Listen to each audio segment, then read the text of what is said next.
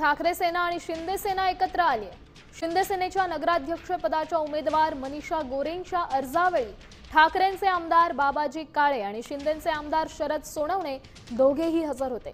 दिवंगत आमदार सुरेश गोरेंना आदर म्हणून हा पाठिंबा दिल्याचं ठाकरेंच्या सेनेनं स्पष्ट केलंय। मात्र दोन सेना एकत्र आल्यामुळे अजित पवारांची राष्ट्रवादी चांगलीच आक्रमक झाली आहे।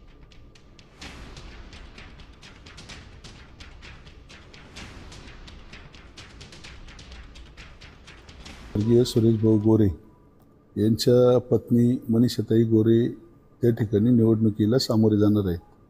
त्यामुळे तिथं गट तट पक्ष न पाहता सर्वांनी एक विचार केलेला आहे की चाकण शहरासाठी आपण एकत्र यायचं आणि त्या भूमिकेतून मग नगराध्यक्ष पदासाठी सर्व पक्षांना त्यांना पाठिंबा देण्याचं ठरवलेलं आहे।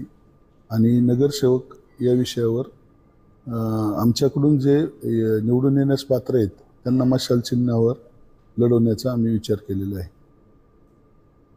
शिंदे सेनेचे जे काही लोक आहेत त्यांची मुलं ठाकरे सेनेचे जे लोक आहेत त्यांची मुलं शिंदे सेनेमध्ये आहेत। मग आता काही घरामध्ये एकत्र होतात, एकाच घरात दोन पक्ष चालत नाही, काही फक्त नावं वेगळी आहेत, नाही तर दोन्ही पक्ष एकच आहेत। सगळ्या नगरसेवकांचे उमेदवार आहे, पण तुम्हाला भारतीय जनता पक्षाला कुठेही उमेदवार सगळ्या ठिकाणी मिळाला नाही, शिंदे सेनेला सगळ्या ठिकाणी मिळाला नाही आणि शिवसेनेचं तर अस्तित्वच राहिलं नाही। अशी आत्ताची परिस्थिती तालुक्याची।